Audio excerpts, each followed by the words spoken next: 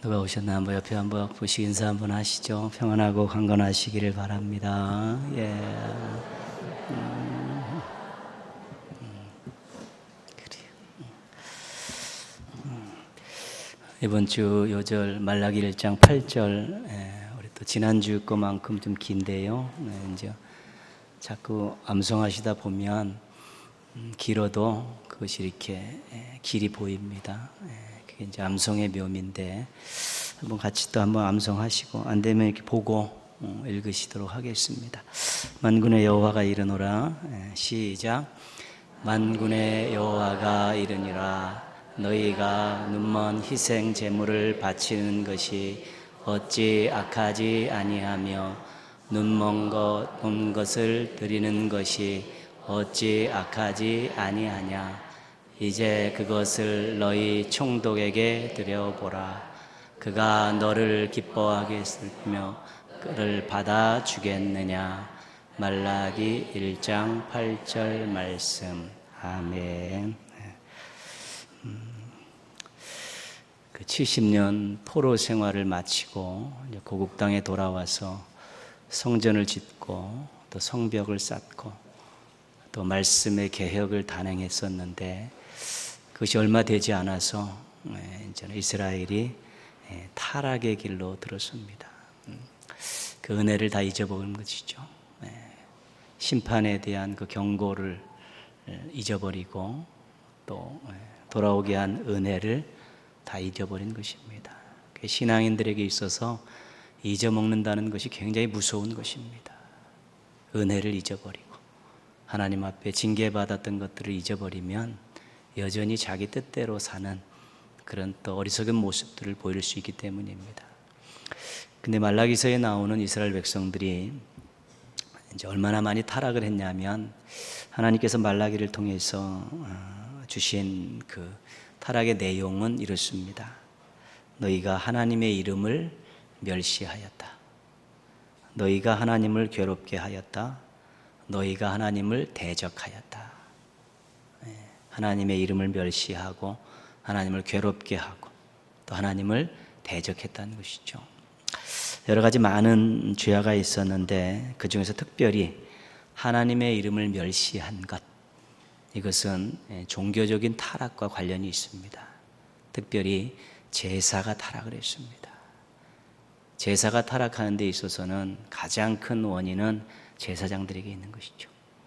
제사를 주도하는 자들이 그 제물을 가져오는 그 백성들을 대충대충 눈 감아 줬다는 것입니다. 제사장들, 타락한 제사장들과 불의한 백성들이 결탁을 해가지고 이제 제사를 타락을 시킨 것입니다. 특별히 깨끗한 제물을 드려야 되는데 그렇지 못한 것이죠. 오늘 우리가 같이 암송한 요절에도 눈먼 희생 제물, 저는 것, 병든 것, 13절에는 훔친 물건, 저는 것, 병든 것, 14절에는 흠 있는 것. 제물 자체가 규정 미달이라는 것이죠. 하나님이 정해주신 그 깨끗한 그 제물의 그 규정에서 다 어긋나는 것들을 그렇게 드렸다는 것이죠. 근데 규정 미달인 제물을 드리는 이유가 있습니다. 말라기에서는 한 가지가 나와 있는데 그것이 뭔고 하면 이 일이 얼마나 번거로운고 하며 코웃음치고 귀찮다는 것입니다. 그 흠없고 깨끗한 이 제물을 선정하기 위해서는 굉장히 많은 노력을 기울여야 되죠. 오랜 시간. 근데 그것이 귀찮다는 것이죠. 뭐 제물이면 다 제물이고 드리면 다 되는 것이지 뭐 그런 게 뭐 필요 있느냐. 귀찮으니까 번거로우니까 대충대충 해가지고 그냥 제사장들하고 결탁을 해가지고 이렇게 눈먼 것, 저는 것, 병든 것, 훔친 물건, 흠 있는 것들을 막 드렸다는 것입니다. 근데 그것은 표면적인 이유고 또 이면적인 이유도 있습니다. 그 이유는 뭐냐면 싸다는 것입니다. 부실한 동물들이 싸지. 흠 없는 수컷, 이것이 최고 아닙니까? 제물 가운데. 근데 흠 있죠. 눈이 안 보인다든가 병이 들다든가 다리가 전다든가 이런 것들은 굉장히 싸죠. 조금만 주고도 얼마든지 살 수 있다는 것이죠. 그러니까 아까워서, 하나님께 드리는 것이 아까워서 제물을 충당하는 비용을 아주 저렴하게 하기 위해서 또 병든 것, 저는 것들, 이런 것들을 했다는 것입니다. 그러니 깨끗한 제물이 드려질 리가 없죠.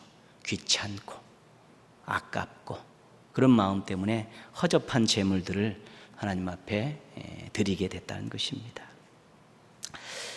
요절에서 하나님께서 하시는 말씀이 무엇인고 하면, 사람들도 인상 쓰면서 받지 않는 것을 나에게 바치느냐, 그것입니다. 너희 총독에게 이런 거 갖다 줘봐라. 너희들 물골난다. 바뀌는 커녕 너희들은 정말로 물골난다. 사람도 안 받는 것, 사람도 싫어하는 것, 사람도 인상 쓰는 것을 그것을 바치냐. 오늘 요절 말씀의 핵심 내용은 그것입니다. 사람도 안 받는 걸 나한테 드리느냐.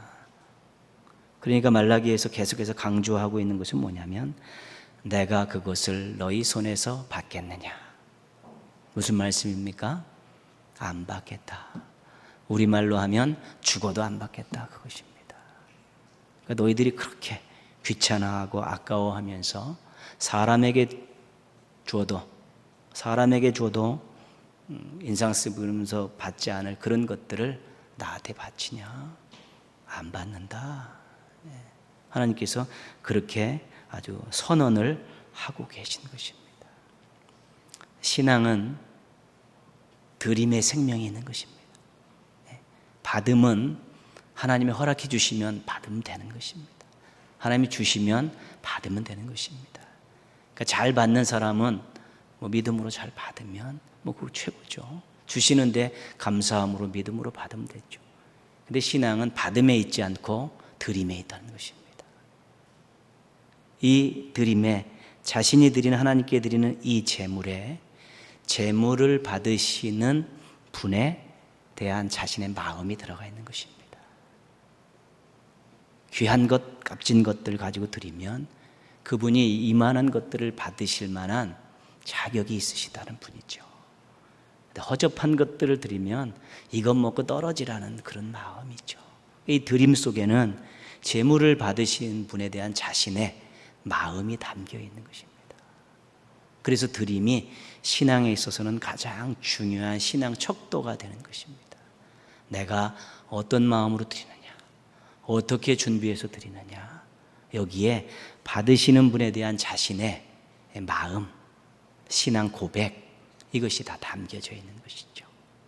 그래서 옛날 어르신들이 막 다리미로 지폐 막 다리셨다 그러잖아요. 이렇게 주일날 아니면 그냥 전에 주중에 나가서 은행에 가서 새 돈 바꾸셔가지고 그렇게 준비하셨고 그렇다는 것이죠. 그게 가격의 변동이 있습니까? 똑같죠. 1,000원짜리면 1,000원짜리, 10,000원짜리면 똑같은데, 그렇게 하나님 앞에 드리는데 구겨진 걸로 안 드리려 하고 다려서 드리려 하는 그 마음 속에 이것을 받으시는 분에 대한 자기의 신앙이 거기에 담겨져 있는 것입니다. 그러니까 제사의 타락, 말라기 시대의 제사의 타락은 뭐냐면 드림에 문제가 있었다는 것입니다. 허접한 것을 드리니까 하나님이 허접한 분이 되는 것입니다. 정성을 모으지 아니하고 대충 귀찮은 마음으로 그렇게 드리니까 하나님이 그 정도밖에 안 되는 것이니까 하나님께서 너희들의 손에 있는 것을 내가 받겠느냐? 절대 안 받는다. 그렇게 말라기 선지자를 통해서 너희들이 그렇게 하는 것이 내 이름을 멸시하는 것이다. 내가 너희들이 바치는 그 재물 때문에 정말 모멸감을 느낀다. 내가 그 정도밖에 안 되느냐? 너희들이 드리는 그 재물 속에 나에 대한 마음이 그 정도밖에 안 되느냐? 내가 그 재물을 보면서 모멸감을 느낀다. 절대로 안 받겠다. 그 말라기 뒷부분에 가면요, 더 심한 말씀하십니다. 내가 그를 저주하겠다. 그렇게 말씀하시지. 그래서 신앙 자체가 드림입니다. 드림이 신앙의 척도고, 그 드림을 하나님이 기뻐 받으실 때 거기에 우리 헌제자들, 드리는 자들의 기쁨이 있고 또 거기서 하나님이 주시는 복을 받을 만한 그런 귀한 조건들이 이제 형성이 되는 것입니다. 그래서 꼭 제가 물질만 얘기하는 것도 아니고요. 찬양을 드리는 것도요. 기도를 드리는 것도요. 또 봉사에서 땀을 드리는 것도요. 작은 것도 그건 뭘 하나 하나님께 드린다는 마음이 들었으면 최고의 것들을 최선을 다해서 드려야 된다는 것입니다. 그래야 하나님이 기뻐 받으시고 하나님이 기뻐 받으실 때 드리는 자가 또 하나님에 의해서 또 새로운 은혜와 또 복을 누리고 또 그러면서 신앙이 부쩍부쩍 자라나는 것입니다. 그래서 말라기 시대의 타락은 제사의 타락이었고 드림의 타락이었다. 하나님께서 절대 받지 않으신다고 말씀하셨다. 어떻게 하면 하나님이 받으실 만한 드림을 할 수 있을까? 이것이 우리들의 고민이 돼야 되고 또 이것 때문에 늘 기도하고 또 준비하는 그런 모습들을 갖춰야 되는 것입니다. 하나님이 기뻐 받으시는 드림을 하는 우리 신실하고 우리 겸손한 신앙인들 되셔서 또 하나님의 새로운 은혜와 복을 많이 받아서 멋진 인생 갖고 가시기를 주님의 이름으로 축복합니다. 창세기 보고 있는데요. 야곱이라는 사람이 제일 사건이 많습니다. 분량은 아브라함도 많습니다. 아브라함이 가장 많은 분량을 차지하지만 사건은 야곱이 제일 많습니다. 그래서 야곱과 라반, 야곱과 에서, 그리고 오늘은 야곱과 라헬 이렇게 세 번에 걸쳐서 야곱을 살피고 있습니다. 야곱이 아버지 이삭의 축복을 가로채고 형 에서가 죽이겠다고 길길이 뛰니까 결국은 어쩔 수 없이 가정을 떠나서 도망길에 오르게 됐죠. 그때 야곱을 한번 잘 생각해 보시면 부모님을 떠나서 이방 땅으로 도망가는 그 자녀의 마음이 어떻겠는가, 그렇죠? 처음 떠나는 것인데 도망가는 것이죠. 또 형이 해코지 할까봐 두려워서 떠나는 그 동생의 마음이 어땠냐는 것이죠. 외로움과 두려움이 있는 그 마음을 가지고 떠날 수밖에 없는 것입니다. 야곱이 형 에서와의 만남 전에 하나님께 기도했던 내용이 있습니다. 그 기도했던 내용 가운데 야곱의 이런 고백을 하고 있습니다. 내가 지팡이만 가지고 이 요단을 건넜더니, 그러니까 처음 외삼촌 집에 갈 때 지팡이 하나 갖고 나왔다는 거. 물론 이제 보찜 하나 있었을지 모르겠죠. 그러니까 보찜 하나 치고 지팡이 하나 가지고 떠났다는 것이죠. 실질적으로 거의 막 도망 나오다시피 그렇게 거의 생거지 모습으로 나온 것이지요. 그리고 지금 집을 처음 떠났고 외삼촌 집도 처음 가는 것입니다.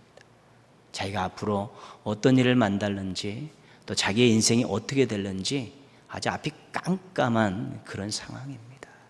경제적으로도 무일 뿐이고 심리적으로도 소망이 없는 그런 절망 가운데서 외로움과 두려운 마음을 안고 출발했던 것이 바로 야곱이었습니다. 이런 상황과 처지에 있는 야곱에게 오아시스와 같은 만남이 라헬이었습니다. 우물가에서 만났는데 그 용모에 또 그 태도에 반했죠. 그래서 사랑하게 되었습니다. 라헬을 위하여 7년을 일하고 그 품삯으로 결혼을 하기로 외삼촌 라반과 계약을 맺죠. 창세기 29장 20절 보면 이렇게 말합니다. 야곱이 라헬을 위하여 7년 동안 라반을 섬겼으나 그를 사랑하는 까닭에 7년을 며칠같이 여겼더라. 그러니까 이 7년이 야곱에게는 행복한 시간이었던 것이죠. 부모님에 대한, 고향에 대한, 가정에 대한 외로움도 떨쳐버릴 수 있었고 형 에서에 대한 두려움도 잊을 만큼의 그런 행복한 7년의 세월이 있었다는 것이죠. 그게 누구 때문에 그랬냐면 라헬 때문에 그렇습니다. 라헬을 아내로 맞이하기 위해서 7년 동안 그 사랑하는 마음을 품고 그 어려운 시절들을 잘 이겨낸 것이죠. 외삼촌 라반에게 속아서 이제 레아를 먼저 아내로 맡게 되었고 다시 라헬을 위해 또 7년 또 모습 생활을 또 하게 됐죠. 그래도 행복했었다는 것이죠. 사랑하는 여인을 아내로 맡게 되는 것 때문에 행복했었다는 것이죠. 사람 한 명이 다른 사람에게 큰 위로가 될 수 있습니다. 또 용기를 줄 수 있고요, 소망을 안겨줄 수 있습니다. 사람이 그렇게 중요한, 정말 한 사람 제대로 만나면 인생이 바뀔 수도 있는 것입니다. 그 야곱의 이 도망자 나그네 인생에 있어서 라헬을 만나면서 그가 행복도 느끼고 소망의 빛도 보면서 그렇게 오랜 세월을 버틸 수 있었던 것이지요. 그래서 우리 주변에 위로가 되고 용기를 주고 소망을 안겨줄 수 있는 그런 사람들이 있으면 인생 행복한 것입니다. 정말 감사해야 되는 것이죠. 사랑하는 사람이면 그렇습니다. 마음을 열고 함께 삶을 나눌 수 있는 사람이면 또 그렇습니다. 늘 기도해 주는 사람도 그렇습니다. 서로 정말로 그리스도 안에서 사랑을 나누고 서로 마음을 열고 인생을 나누고 또 늘 기도해 주는 그런 사람들이 주변에 있으면 내가 힘들고 어려울 때 위로가 되고 또 용기도 주고 또 소망도 갖게 한다는 그런 열매들이 있기 때문에 굉장히 큰 좋은 하나님의 선물일 수 있습니다. 부부로 말하면 브리스길라와 아굴라 같은 사람들이고요, 친구로 말하자면 다윗과 요나단과 같은 사람이고, 동역자로 말하면 바울과 디모데와 같은 사람들입니다. 이런 관계들은 여름 냉수같이 사람들의 마음을 시원하게 하는 사람들입니다. 그렇죠. 그 사람을 만나면 시원합니다. 그런 잠언에서 나오는 표현이기도 하고요, 고린도전서 15장에 나오는 그러한 또 표현이기도 하고 그렇습니다. 너 때문에 내 마음이 시원하다, 너 때문에 우리 성도들의 마음이 시원하다, 이런 표현들이 있거든요. 여름 냉수같이 시원한 사람들, 우리 주변에 몇 사람만 있어도 인생 살아가는데 큰 힘이 되고 도움이 되고 그렇습니다. 그래서 하나님, 제 주변에 여름 냉수같이 마음을 시원하게 하는 그런 좋은 만남들을 많이 주십시오. 기도 많이 해야 됩니다. 여러 가지 많은 기도 제목 가운데 사람에 대한 기도가 중요합니다. 비수같이 마음을 아프게 하는 사람들 곁에 두고 사는 것만큼 괴로운 일은 없습니다. 그 때문에 늘 하나님, 제 주변에 좋은 사람과 교제할 수 있게 해달라고, 또 제가 좋은 사람이 되게 해달라고 그렇게 기도하고, 자신의 모난 부분도 늘 가려고 노력하고, 또 상대방의 모난 부분도 품으려고 그렇게 노력하며 사는 것, 어떻게 보면 모든 것들이 인간관계입니다. 어떻게 얼마만큼 좋은 모습들로 서로 만남을 이어가고 협력해서 또 함께 나아가느냐, 거기에 인생의 성패가 달려있는 것이지요. 그렇습니다. 잘 사는 것 같은데 인간관계 때문에 외로운 사람들이 많습니다. 정줄 사람이 없고 말 붙일 사람이 없으면 모든 거 다 구비되어 있다 할지라도 행복하다고 어떻게 말할 수가 있겠습니까? 환경적으로 여러 가지 많은 부족함이 있는데 차 한잔 마시면서 두세 시간 이야기하고 웃을 수 있는 사람이 있고 함께 기도 제목 나눌 수 있는 사람이 있으면 그 인생을 어떻게 불행하다고 말할 수 있겠습니까? 그래서 힘든 인생을 살아가는 야곱에게 하나님께서 라헬을 만나게 해주셔서 그에게 소망을 갖게 하시고 또 어려움들을 이겨낼 수 있는 기반을 잡게 하셨다는 거 기억한다면, 또 우리들도 인생 가운데 여름 냉수같이 시원한 마음을 시원하게 하는 사람들 또 많이 만나면 또 행복한 인생, 값진 인생 만들어갈 수 있게 될 것입니다. 여러분의 인생에 위로와 용기와 소망을 주는 마음을 시원하게 하는 사람들이 많아지기를 주님의 이름으로 축원합니다.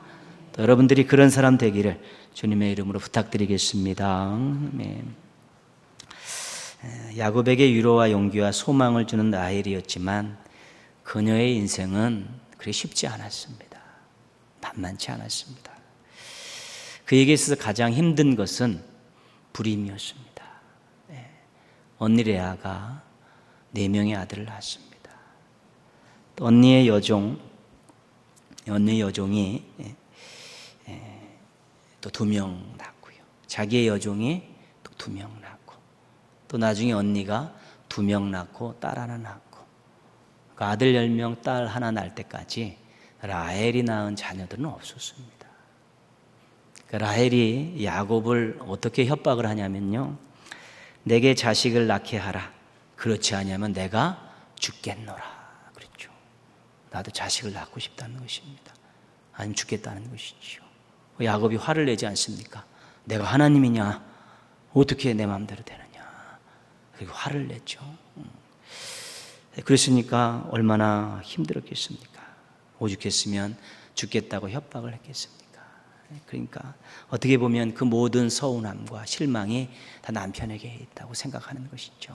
그러니까 남편은 자기를 위해서 많은 세월 위로와 용기와 소망을 얻었는데, 라헬은 실은 또 남편 때문에 실망하고 힘든 세월을 많이 보낸 것입니다. 눈물과 한숨으로 사는 라헬에게 하나님께서 은혜를 베푸셨죠. 소원을 가지고 아들 아들 그러면서 남편을 늘 협박하고 하나님께 눈물로 부르짖었겠죠. 하나님께서 아들을 주셨습니다. 그래서 그 이름을 요셉이다 그러셨죠. 요셉이라는 이름의 뜻은 더한다는 뜻입니다. 이것 말고 하나님께서 하나 더 얹어주시기를 원합니다. 그래서 그렇게 1명 낳고도 또 아들을 더 낳기를 원하는 마음으로 요셉이라는 이름을 진 것이죠. 더함이라는.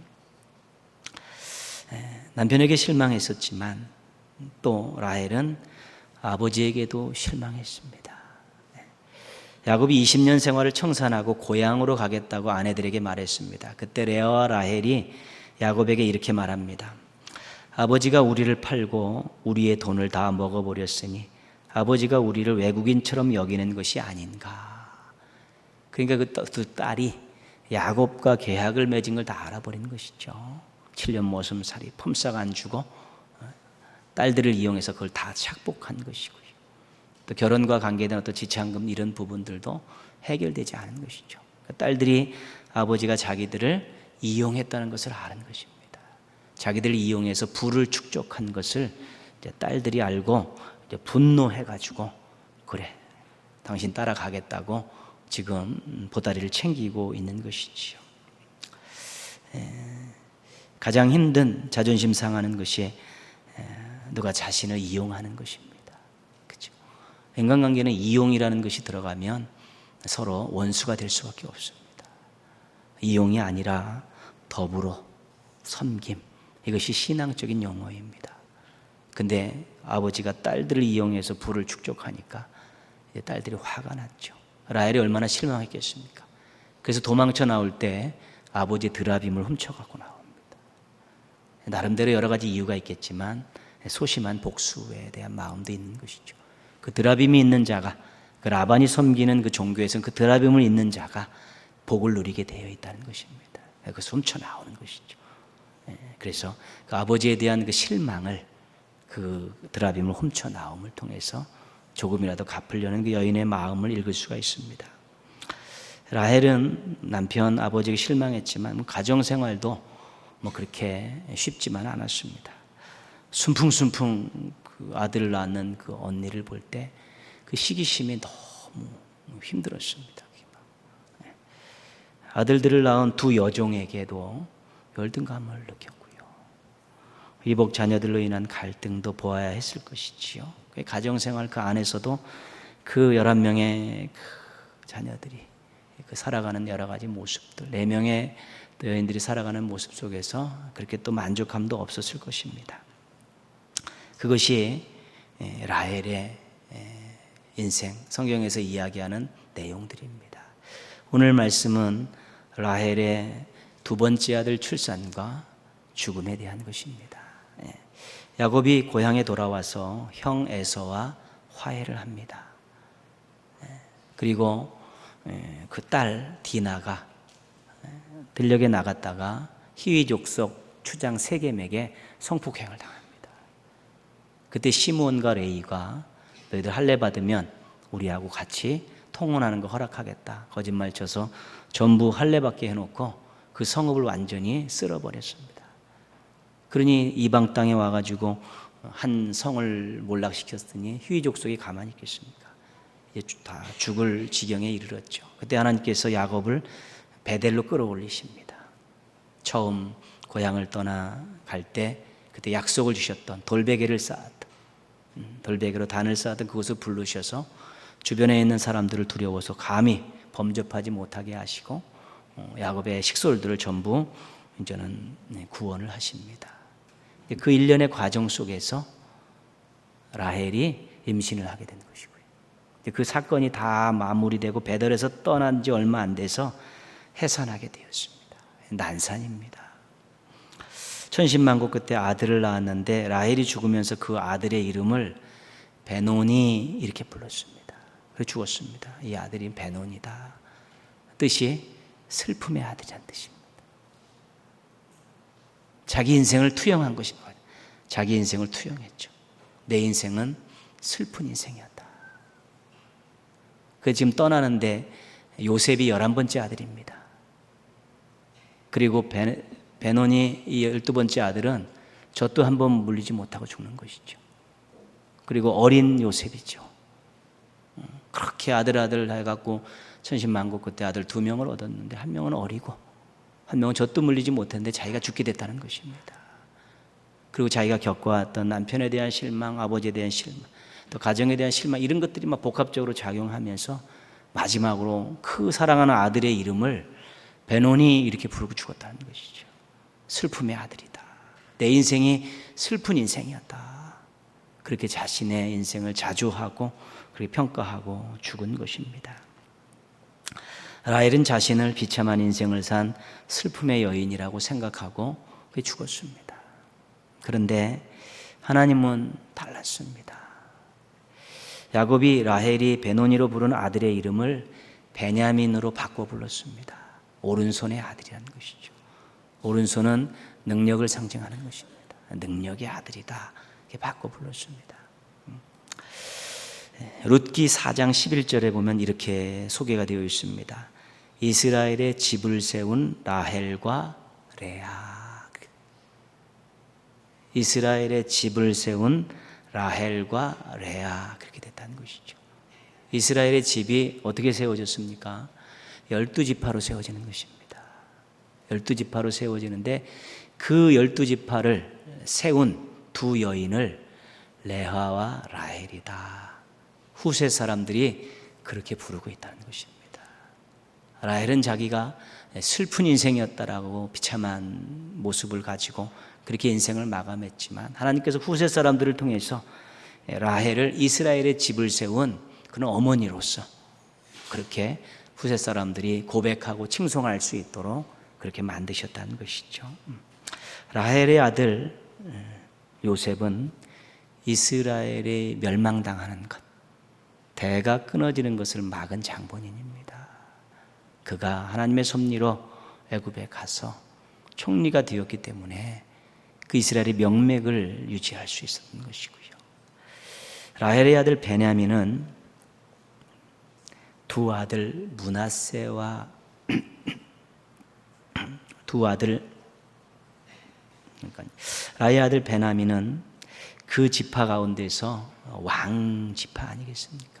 사울 또 바울, 이 전부가 다 베냐민 지파 사람들이라는 것이, 베냐민 지파 사람들이라는 것이.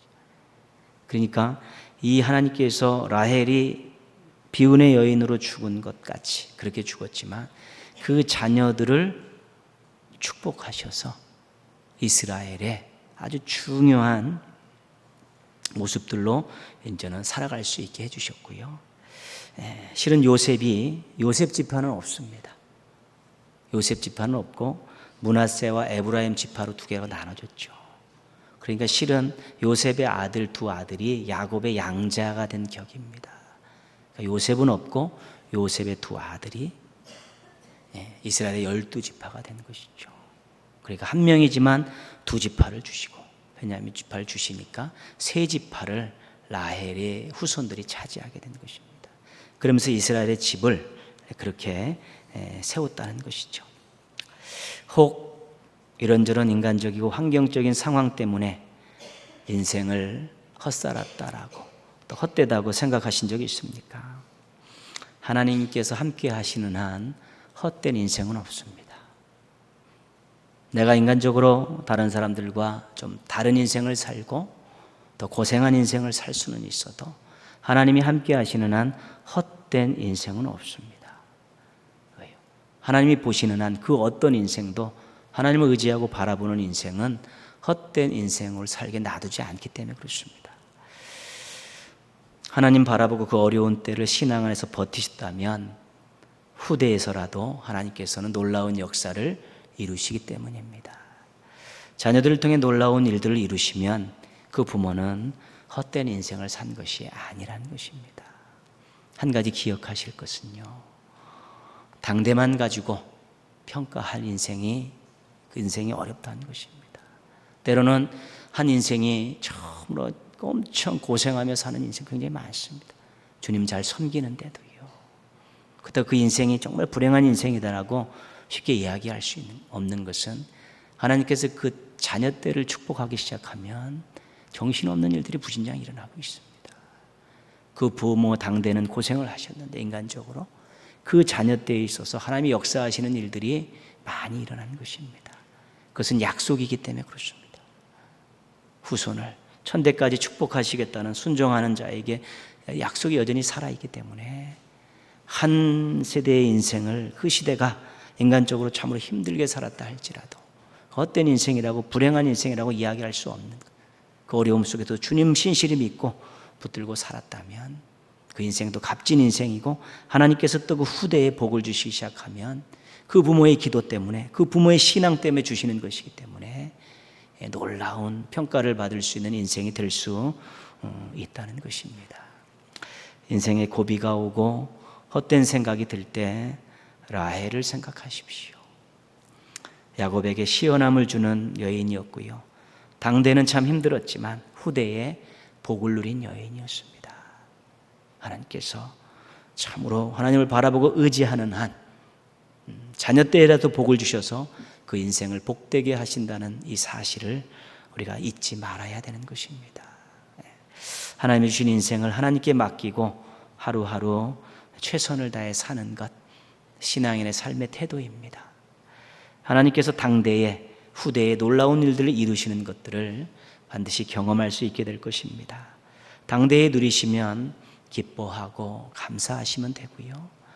혹 당대에 못 누리시면 후대에 누리게 하실 것 믿고 소망을 갖고 사시는 것입니다. 그렇죠. 하나님이 하시는 일들이 어떻게 꼭 우리 생각에 딱딱 맞아떨어지고 우리가 원하는 대로 딱딱 이루시고 우리의 소원대로 100% 맞춰주시겠습니까? 그렇게 맞춰주시지는 않지만 결코 우리 인생과 우리 후대의 인생들이 불행한 인생이 되지 않게 해주신 것만은 분명하다는 것입니다. 사람들은 어떻게 생각할지 몰라도 우리 하나님께서는 정말로 하나님을 바라보고 의지하는 그 당대의 인생과 그 후대의 인생까지도 책임진다는 그 믿음을 갖고 살아야지만이 하루하루가 의미가 있고 하나님을 믿고 의지하고 나가는 인생길이 참으로 헛되지 않게 되는 것입니다. 성경은 말씀합니다. 하나님은 슬픔을 기쁨으로 바꾸신다고요. 절망을 소망으로 바꾸신다고요. 헛됨을 복으로 바꾸신다고 분명하게 말씀하십니다. 광야에 길을 내고 사막에 시냇물을 내시는 분이라고 말씀하고 계십니다. 그래서 정말로 한 세대가 하나님 바라보고 의지하고 사는 한 그 시대의 후손들까지도 하나님께서 놀라운 역사를 이루셔서 그 당대가 결코 헛된 인생을 살지 않았다는 것을 사람들에게 꼭 보여주신다는 사실을 기억하십시오. 믿음이 부족한 것이 불행한 것이지 환경이 어렵고 가진 것이 없는 것이 불행한 것이 아닙니다. 여러 가지 많은 힘든 일들 또한 남들이 누리지 못하는 것들 그런 것 때문에 안타까워하지 말고 혹시 내 믿음이 부족해서 내 때뿐만 아니라 다음 세대에 복을 누리지 못하게 하고 하나님이 함께 하심의 복을 누리지 못하게 하는 그런 일이 생기지 않을까 그것 때문에 근심하고 걱정하는 것이 훨씬 좋다는 것입니다. 라헬이 참으로 슬픈 인생을 사는 것 같지만 하나님께서 후대에 참으로 멋진 인생을 살았다고 평가해 주시고 그 자녀 때에 엄청난 복을 주신 것 생각하시면서 여러분 첫 번째 당대이신 여러분들이 하나님 바라보고 의지하시면서 멋진 인생 사시고요. 자녀 때까지 하나님의 엄청난 은혜와 사랑과 복을 전달해 주는 우리 축복의 통로로 사시기를 주님의 이름으로 축원합니다. 예.